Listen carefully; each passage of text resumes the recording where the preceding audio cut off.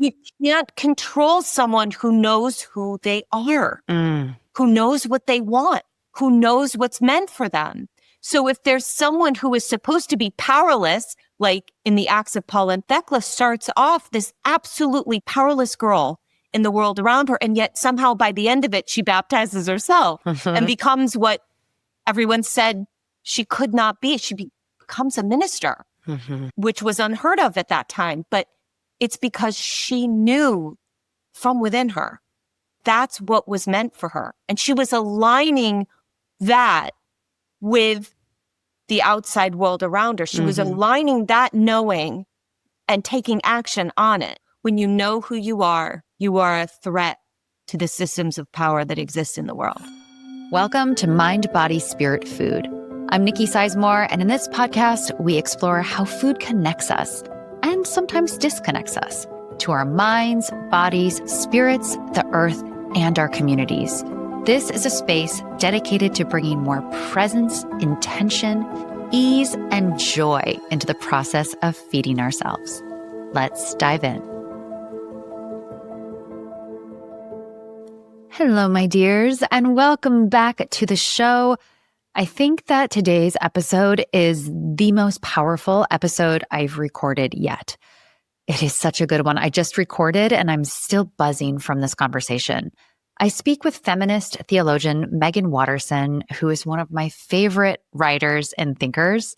She has a Master of Theological Studies from Harvard Divinity School and a Master of Divinity from Columbia University. She's the Wall Street Journal bestselling author of Mary Magdalene Revealed, and she recently released her new book, The Girl Who Baptized Herself. I could not recommend these books more. I want to start by saying that in this conversation, we talk about principles of early Christianity before the 4th century when Roman Emperor Constantine institutionalized Christianity and made it the emperor's religion. But it doesn't matter what you believe or what you don't believe when it comes to religion. This conversation is ultimately about personal power. However, it's important to look back to history to see how the powers that currently shape our world came to be, and also what was left out.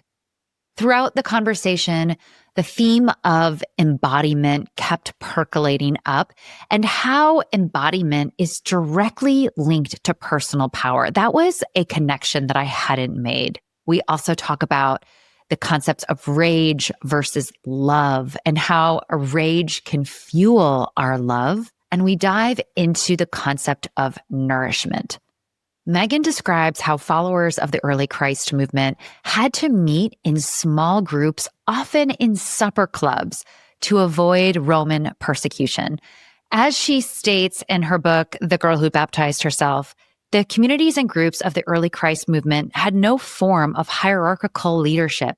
And according to scholars, they actually had little interest in telling one another how to practice their faith or what to believe. Again, their focus was on feeding one another, literally and metaphorically. They nourished the members of their community. Meggan talks in this episode about the alchemy that happens when we come together to break bread in community with one another, and how this kind of nourishment isn't just a physical nourishment, but it also has the opportunity to be a soul level nourishment. Even deeper, it creates that safe space for us to feed our imagination and fuel our creativity in order for us to find the true self inside, for us to come out into the world as more true versions of ourselves. I have a feeling this conversation is going to stick with you for a long time. I know it will for me. If you enjoy the episode, please share it with your people. And I'd love to hear your thoughts over on Substack. I'll be sure to include a link to the newsletter. I'd love to hear what you think about today's show. Share it with your people. You can also support this work by becoming a subscriber to that newsletter, Mind, Body, Spirit, Food, where I share weekly recipes, dive into some of these concepts further. All of the recipes, by the way, happen to be gluten-free. I know Meggan shares her own gluten-free situation in the conversation. And as you'll hear in the conversation, I have a new book coming out called Mind, Body, Spirit, Food that is now available for pre-order. Pre-orders are incredibly important and meaningful for authors. So an easy way that you can support this ad-free work is to also pre-order that book. It'll come out January 13th, but so grateful for all of you who have already pre-ordered, and so grateful for all of you who are paid subscribers to the newsletter, because as I mentioned, this is ad-free work. This is community-funded work. It literally couldn't happen without you. If you appreciate it, it's just a few bucks a month and you'll get access to the full recipe archive, bonus content, you get to request recipes, and a whole bunch of other fun perks. All right, my friends, let's dive into this show.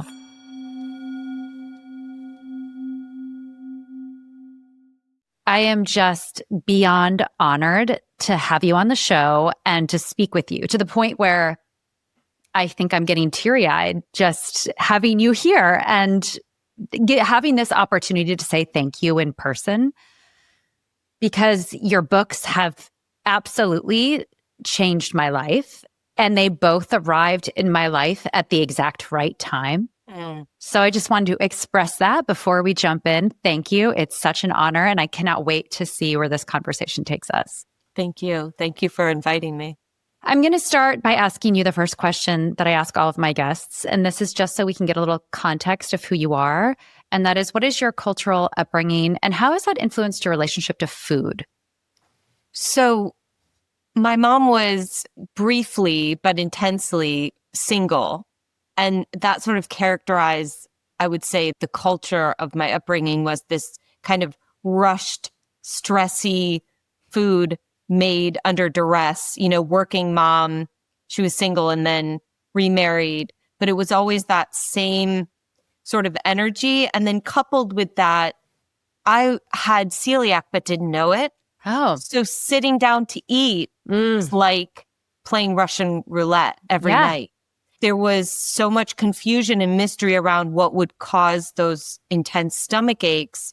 So it's interesting, over time, I became more and more interested in the conversation than the food, because the food was so fraught with stress for me. Is it going to, make me feel sick?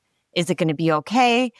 But the conversation became a sort of form of nourishment, if that makes sense. I looked more forward to that than what we actually ate. And sometimes I preferred to focus on that rather than the food, because then people wouldn't really notice that, if there were certain foods I would avoid. Like my mom, this was one of her specialties that we had to eat multiple times, but it was called toonie noonie. No one should be allowed, legally, to make this food, but it was just so easy. It was like elbow macaroni with a ton of mayonnaise, and then tuna fish, and then green olives. Oh no! That was like her go-to. So, and with someone with celiac, without knowing it, it was the combination plus then my poor body's reaction to it. So it was a journey. It was a journey. The first 2 decades of my life, my relationship to food and to eating and to sitting down and eating. But it was the beginning of my passion for the way that words are food. Nourishment. Yeah. Yeah. They literally, what we take in, what we say to ourselves, our actual cells respond to those words in the way that food that we eat also responds to it. We underestimate the importance of what we're saying while we eat and what we're thinking while we eat. And those things were what I focused on from a very young age, because I felt so helpless around the mystery of why food, often caused me great pain. It's so interesting that you brought this up. First of all, I can completely empathize with this journey. I also can't eat gluten, and that went undiagnosed for a very long time. This manifested for me after I had my first daughter, who's now 15. But at the time, I was already a chef. I was already working in the food industry. And I had a history of disordered eating in my early 20s. And yet food has always been my passion and my form of art.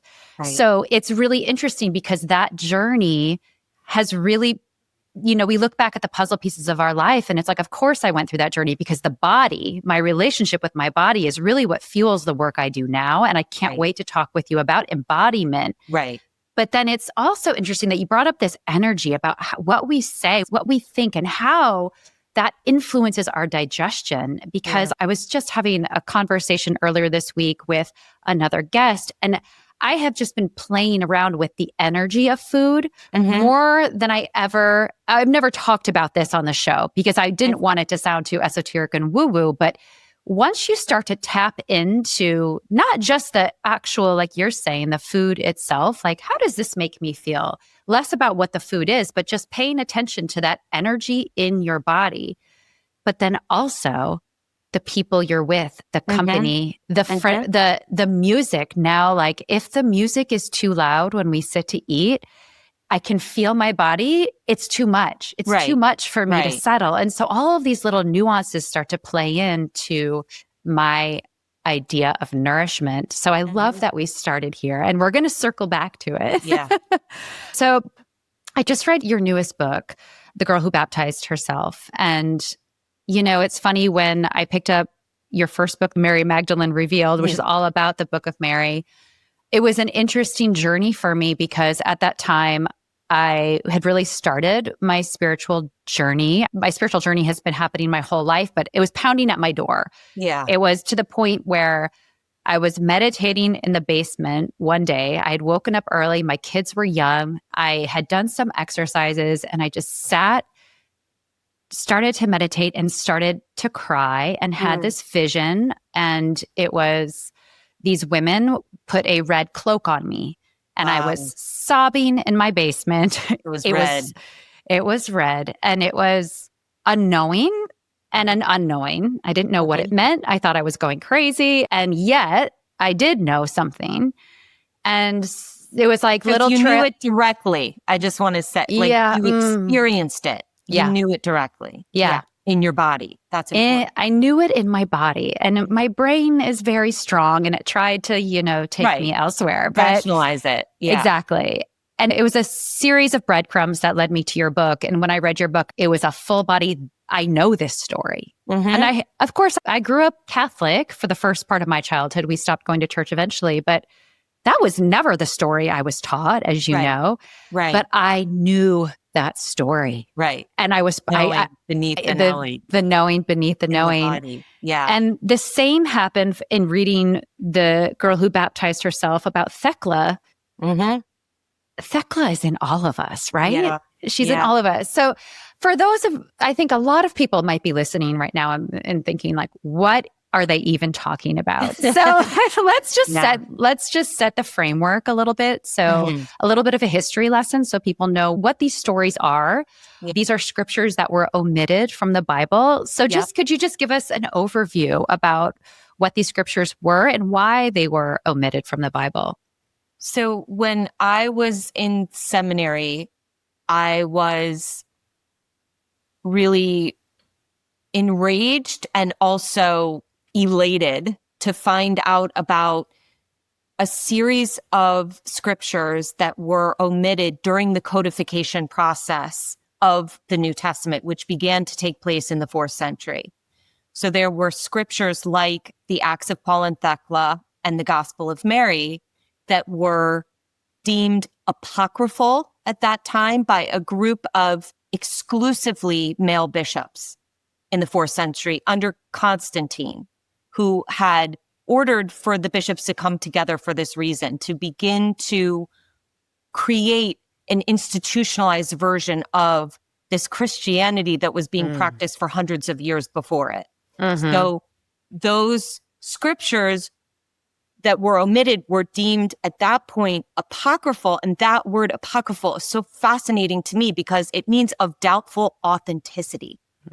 And why I think this is so relevant and important to what we're saying and to, each one of us right now is that what unifies, what connected these scriptures that were excluded were comments, teachings, and explicit remarks about the importance of our relationship to our body. The Gospel of Mary has a whole section on how important our relationship is to the body. And also the knowing, or the gnosis, which is the Greek word. And this is what I was referring to when you were talking about that red, mantle being placed on you. That word gnosis in Greek translates as direct knowing. So it's not something you learn from someone else, or that someone else can teach you and give you. This is knowing that can only come from direct experience. It's knowing that you recognize in the way that you described when you encountered maybe the Gospel of Mary in my work, or the Acts of Paul and Thecla. It's like you knew there had to be more to this story. You knew there had to be more to Mary than this idea that she's the penitent prostitute, right? You just knew it. But how did you know it? And with what's that faculty of knowing? These scriptures that were excluded focused on that faculty of knowing. They referred to it as the spiritual eye of the heart, or in Greek, it's nous. So I became absolutely obsessed with that, and felt immediately that it was the reason why I had felt so compelled to come to seminary, because I knew I was never going to be formally ordained or lead a congregation, because I believed in these scriptures that were excluded in a way where they were authentic to me.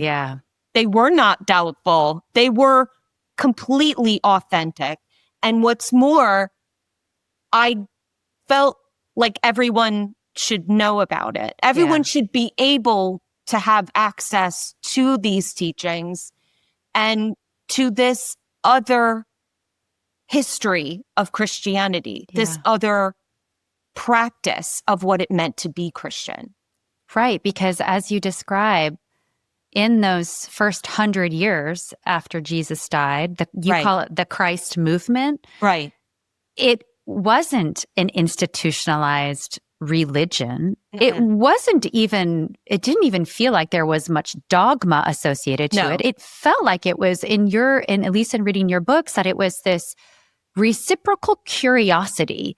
And what was the thing that really was like lit up my soul, because this is my mission here in the work I do with food, is to help people find sovereignty around food, but that extends further. And the core of both of these teachings is that our bodies were divinely human and we're divinely divine. Right. We're it's both and. And it's both and. It's both and. And that the knowing doesn't arrive via some guru or some person who's higher or above us or greater than us.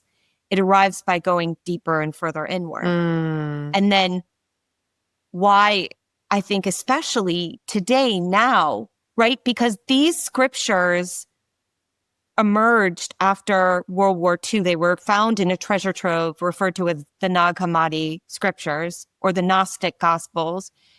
But it was confused for years among scholars, or I feel like it was a bit misleading to think that these scriptures pointed us to a different tradition, right? Like the Gnostic tradition. Right. These are evidence of a Christianity that didn't win out, right? Yeah. These are evidence of a Christianity that existed before the Emperor Constantine made it the emperor's religion. And what's so interesting that they're sort of having their moment in the light now. Mary Magdalene, of course, was given, finally, her name was, I think the former term was rehabilitated, but she is no longer the penitent prostitute. She's now the apostle to the apostles. But of course, she's still not an apostle herself.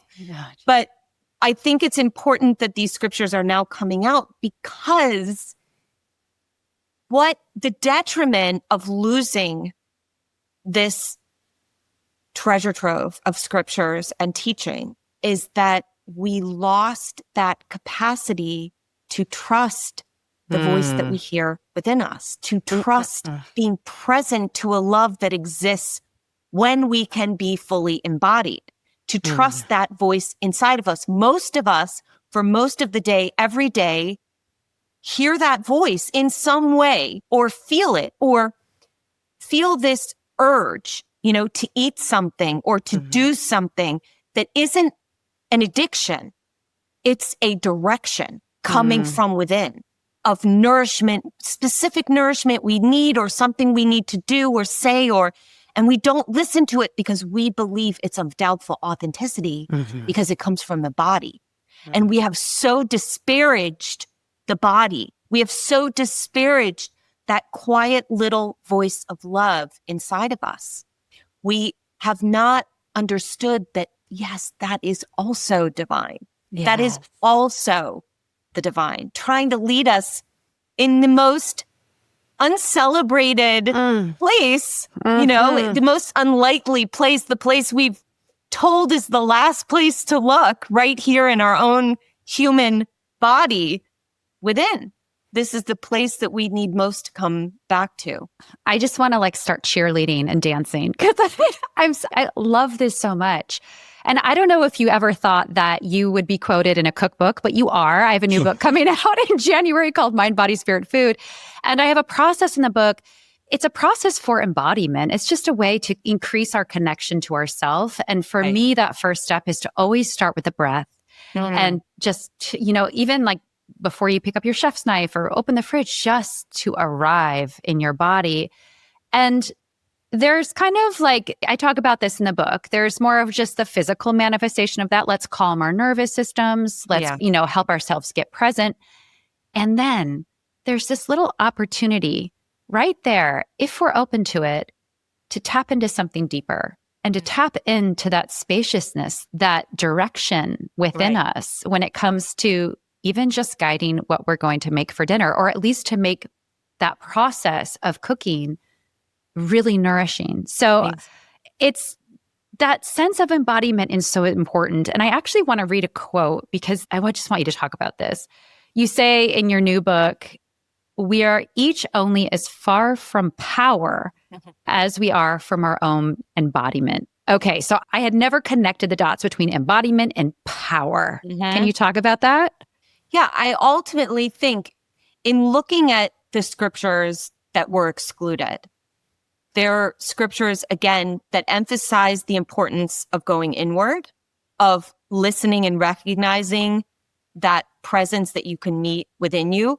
We all know that because of the scripture that was included in the New Testament, the way that Christ is often referring to the kingdom of God being within. But that actual statement, the kingdom of God is within, kingdom, basilia or basilio, is actually translated as royal power. So maybe it's not this kingdom ruled by a man that's within us. Maybe it's a sovereign power that each one of us has access to if we can get still enough, right? Be still and know that I am God. Be still enough and go inward and connect to what we are also, which is more than just this one human egoic self. We are also a soul that is limitless and connected to so much more than us. And what's so amazing to me is that these scriptures that were excluded, another red thread that connects them is that they are proof and evidence of a precedence for women in positions of spiritual authority, spiritual leadership.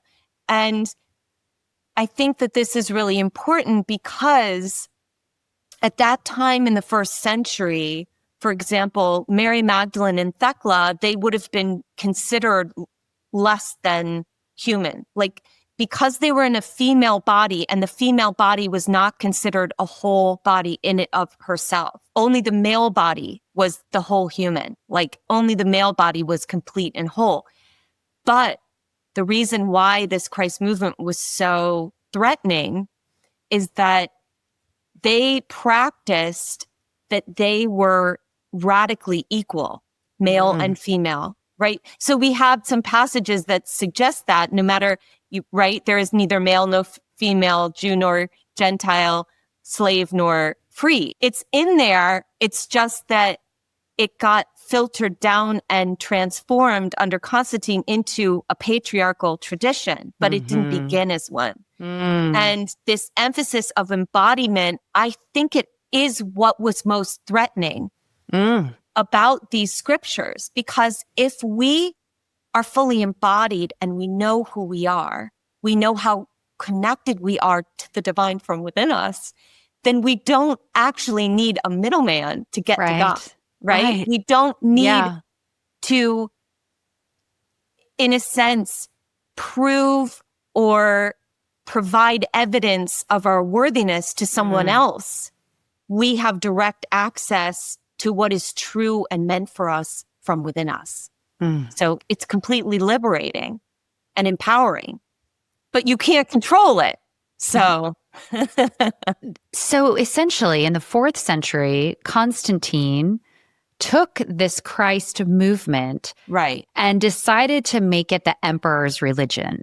And in doing so, he essentially, like you said before, turned it from a very non-hierarchical society situation. It was like a movement challenging the unjust structures of power in the Roman Empire. It was challenging it. And under Constantine, it reinforced it. It deified those unjust power structures that say that the male is more holy than the female, that the soul is more holy than the body, that, you know, somebody who is married is more sanctified than someone who is single. You know, all of those binaries that still hold weight, you know, like the virgin, the whore, all of these dualisms and binaries that still affect women and girls the world over. They were formed at this time. They were codified into a tradition that was really the antithesis of what Christianity was practicing before then. To be a Christian before it became a tradition in the 4th century was to be put to death. Like that's how threatening it was. The Christ movement was a seditious movement. And if you were caught being Christian, you were put to death. That's how threatening it was, because you can't control it. You can't control someone who knows who they are, who knows what they want, who knows what's meant for them. So if there's someone who is supposed to be powerless, like in the Acts of Paul and Thecla, starts off this absolutely powerless girl in the world around her, and yet somehow by the end of it, she baptizes herself and becomes what everyone said she could not be. She becomes a minister, which was unheard of at that time. But it's because she knew from within her that's what was meant for her. And she was aligning that with the outside world around her. She was aligning that knowing and taking action on it. And that's why it's dangerous. Because then you can't be manipulated into believing that you are smaller, weaker, you know, that you're just meant to accept the little scraps of power that you get. When you know who you are a threat to the systems of power that exist in the world. And I feel like we are seeing this in present day action so viscerally. And so this going within and this embodiment feels to me, it's so timely, so important. Like, even though the activism, all of that is important. But as you distinguish, while the rage is so critical, we need that rage to fuel, to see where our boundaries are. When we act from that rage, that's where violence ensues. So it's like, let that rage be the catalyst, but then we need that moment of quiet so that we can actually act from the love. I know we're kind of getting off tangent, but I'm just fascinated by this. To act from the love, what does that look like? What does that feel like? So I like to understand rage as information. really critical information. And it's healing for us, especially as women. It's really important for us to understand that good does not mean obedient. Mm-hmm. We have really allowed goodness to be performative, right? We have to prove and show that we're good. Look at how good we are by sacrificing what we desire, by sacrificing what we truly want, what we need, what we deserve, what we have every right for. Yeah. So for me, it's so critical to allow ourselves to feel the rage that we have to feel if we're alive, because the rage allows us to understand really viscerally that we're not separate from someone else's suffering. We're not separate. And that's why we feel rage, because we know that we're not separate from someone. At the end of the Acts of Paul and Thecla, one of the most chilling, haunting moments of the scripture, and the reason why I knew I needed to write The Girl Who Baptized Herself, is because of a moment when Thecla is being put to death in the arena for having fought off a powerful politician who tried to sexually assault her on the street, which, you know, sounds like 21st century moment. And, you know, it's just that an ancient form of gaslighting, rather than him being, you know, addressed for his bad behavior. She is put to death by wild animals for having caused him shame in public, for fighting him off, for refusing his advance. And so she's in the arena, you know, doing everything she can to save herself. And then she baptizes herself. And it's like the women in the arena recognize the stupor that they have been in, right? They wake up because they realize that in Thecla modeling the power she always contained to save herself, they woke up and they realized, okay, wait a second. We are participating in this system that is oppressing us. And we are allowing one of us to be killed one at a time. But if we all rise up right now together, they can't kill all of us all at once, right? So they are enraged throughout Thecla being condemned. And during that trial, they scream out, you know, that this ruling is unjust. And they scream out, but they don't act with violence. The way they act is when they have been connected and united together by this understanding that they're not separate. And when they see her baptize herself, they suddenly, in this incredible moment of like scrappy love, they, you know, reach into their pockets and they start throwing into the arena whatever they happen to have on them: rose petals, cardamom, nard, and they lull the animals to sleep and they help. So that's moving the way love might ask us to move. It's joining in. It's taking action on what they know to be true, which is that they're not separate from Thecla, and that if she is suffering, they are suffering. And that once they remember that and they stand up and they act in alignment with it, Thecla is saved. And the scripture says, and the women all cried out in a loud voice as if from one mouth. So that's a line that's coming from a piece of scripture that scholars date back to 70 AD. The Acts of Paul and Thecla comes back from. So it is no less authentic, no less ancient, no less real than any of the scriptures that are codified in the New Testament. It's just that it's so provocative and incendiary to think that this woman baptizes herself. This woman dares to listen to what she knows to be true inside of her, and that she's not meant to be married and to be owned by a man, which is what it meant to be married in the first century. She's meant to be a minister and to minister alongside Paul. And that's what she does. So during that time when, as you were saying, the members of the Christ movement were being actively persecuted. Yes. This is like so juicy, you guys. How did the movement continue? How did it continue if they weren't allowed to gather? Right. They weren't allowed to teach these things? Yes, this was very sneaky. So scholars believe that the most ancient form of worship is actually supper clubs. You guys, come on. They happened in those first 100 years of the Christ movement before it became Christianity, officially Christianity. So the Christ movement were these groups of people.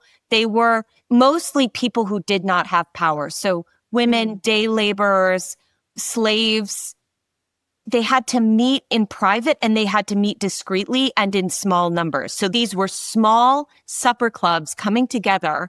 And what they did was literally nourish each other. So that the word kopan, bread, companionship, means breaking bread. So kopan is to break bread. So companions, to be companions in this early Christ movement meant they came together and they broke bread together and they fed each other, literally, spiritually. It was about nourishing each other and allowing each other to exist in a safe space. Like if we think about what the Roman Empire was like, it was most people would have had to endure systematic violence throughout most of their day.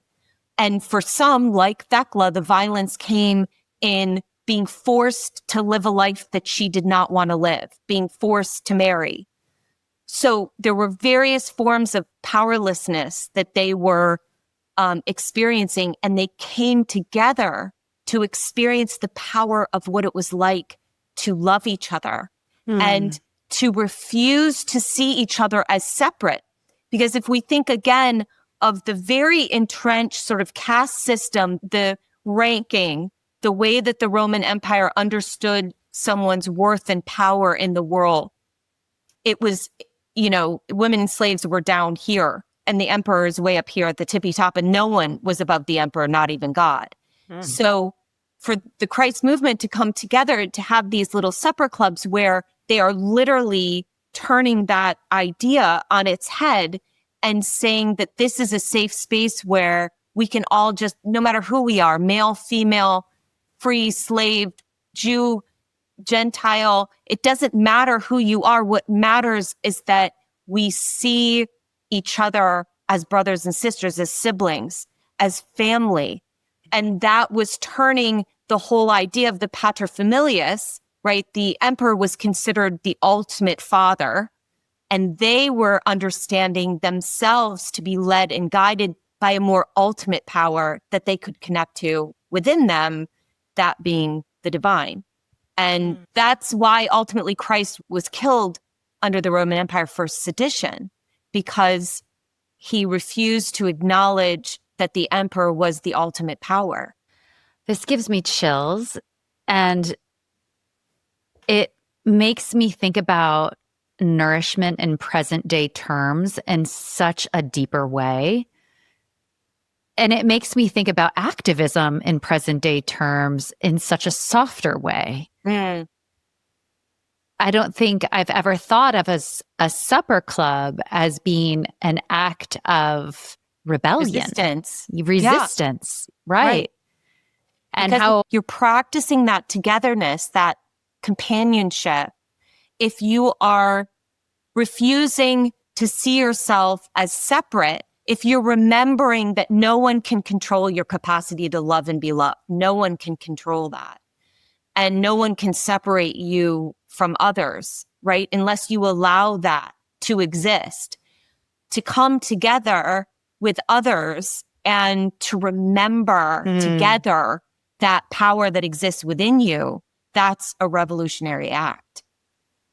And how much more powerful it is to do that in communion with other people. Yeah. That actually, this is just a question that just is occurring to me. Where did communion step into the tradition of, receiving the blood of Christ through the wine? Or it wasn't until later. It wasn't until later, but it has its roots in these supper clubs. It's just that we, at least I never, and I haven't really met other people who have heard of these supper clubs unless you explicitly search for it in Christian history. It's, the great tragedy and the great excitement now that they're rising is that these stories were erased, these scriptures, these figures in history, Mary Magdalene's true identity, all of that was obscured and erased. Thecla is almost entirely unknown, which is well, again, it's this mixed thing for me because it feels like an injustice, and also it's so exciting because we have the acts of Paul and Thecla. So we have her story now. Like there's no time like right now for her to emerge. But the exciting part about communion and that idea is that what happens is that there's an alchemy, there's a chemistry that happens when we come together and when we're actually feeding the soul. It's acknowledging that we can't live on bread alone, right? Like we literally cannot just exist on that level. We also need to be fed on a more discrete, unseen level. We need to nourish the soul and our imagination and the ways that we can express our activism, express our love, express our desire to imagine a world where we might all be considered worthy and where we all might be safe and held and fed.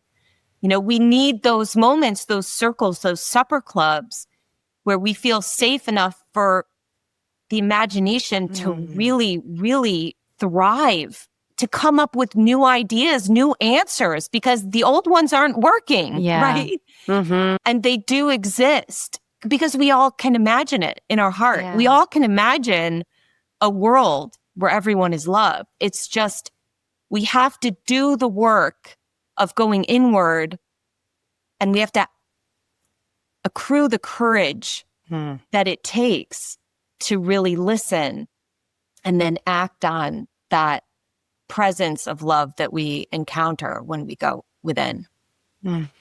I just want to kind of end there because I feel like everyone's going to walk away with a new idea of what it means to gather in communion, to have a supper club, which can be, I think, for many of us, just a fun thing we do. Let's get together and cook. But what if we brought a deeper level of nourishment into these situations? Yeah. How could that benefit us?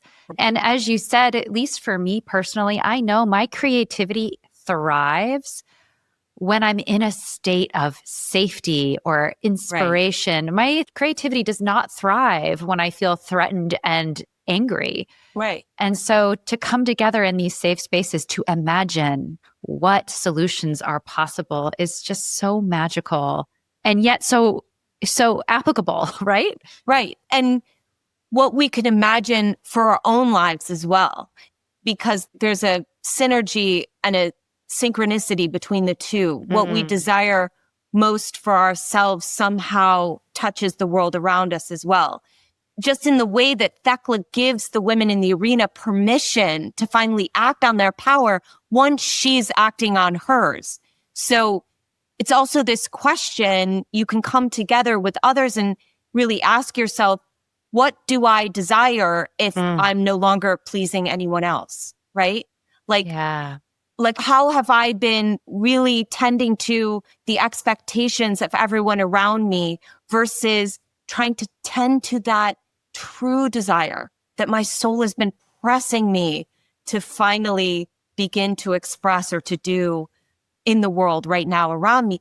That the two, I've never been convinced that going inward is somehow selfish and insular. My experience has always been the farther in, it's like the farther up. That ascension, the true ascension is going further inward. And the more you go inward and meet with the truth of what you really need to do, you somehow, in the completing of it, you answer some great need in the world around you.